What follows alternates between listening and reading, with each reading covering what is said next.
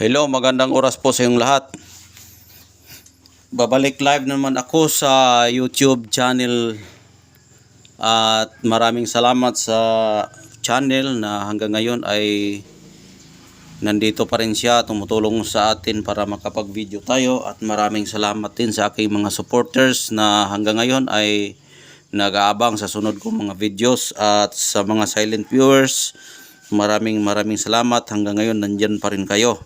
At sa aking mga bagong mga subscriber, maraming salamat para yan din ang sa inyong pag-subscribe. Nakatulong kayo sa akin at nakatulong rin kayo sa kapwa na matulungan sa mga pangangailangan nila sa kanilang buhay sa pamamagitan ng ating mutya, pampaswerte at pamproteksyon ng mga mutya na pwede natin dalhin sa ating katawan o sa ating mga negosyo.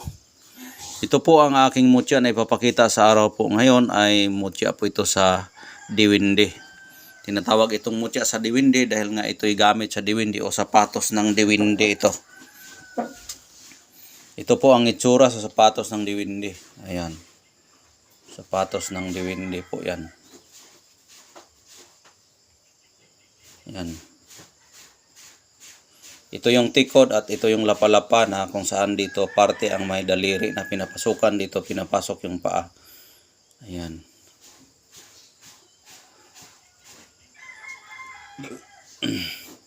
At ito rin ang mutya sa santiki. Ganon, no? Pag ganon. Nakasantiki sa'yo yung mutya. Ano? Ito po yung pag ganon, no? Pag ganon, no? Ayan. Ito yung ano niya, yung groove, tingnan niyo. Oh. Dito 'yon pag ganun, at ito yung groove niya, pag ganun siya. Nakasantiki siya. Yan. Nakasantiki. Yan. Mutya sa santiki po ito. Daliri, hindi ko alam kung ano sa Tagalog ito. Dahil may kalingkingan, may hintituro, saan ba ito banda, hindi ko alam. Sa mua ni sa Bisaya, santiki ni nga tudlo. Mauna ang ihang kuan, groove. Yan ang groove niya dito. Ayan. Ganun, Yan.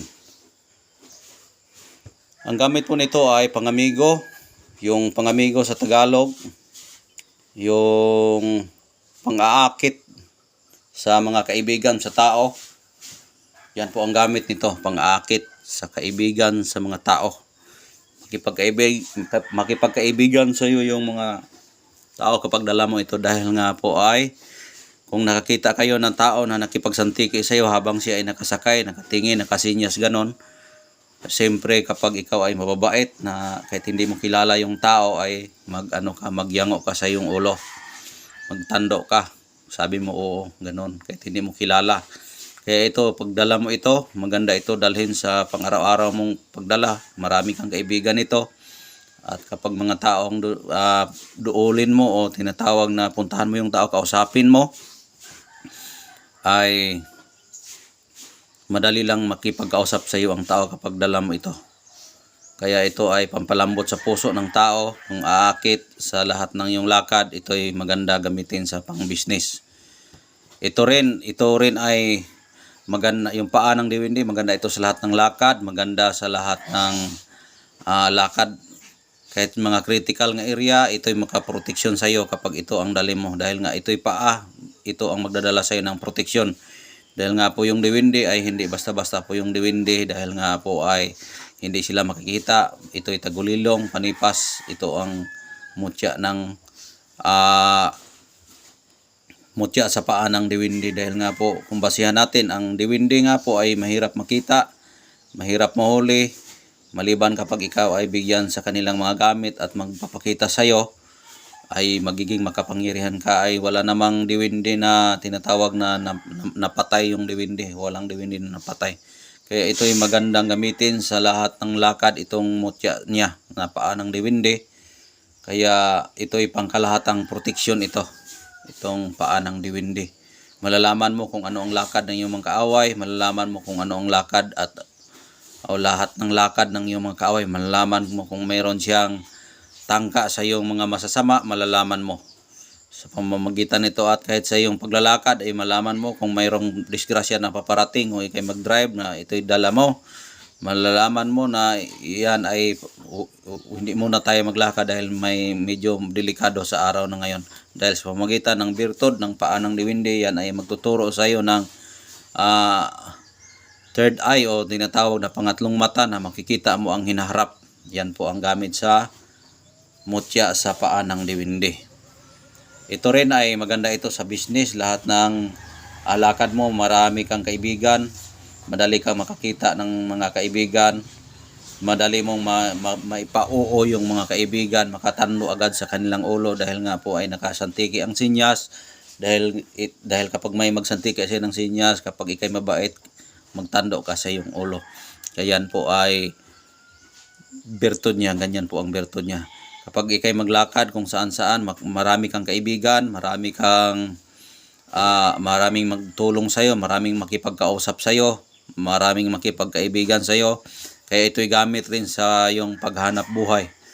Madali kang makakita ng trabaho nito dahil nga sa pamamagitan ng turo nito ay maraming magtuturo sa iyo kung ano ang dapat mong gawin, kung ano ang dapat mong dapat mong gawin kung saan kang punta. Kung ikaw ay naghanap ng trabaho, naghanap ng iyong pangangailangan, manghanap ka ng kung anong pwede mong hanapin, ito ang gamit para sa iyo.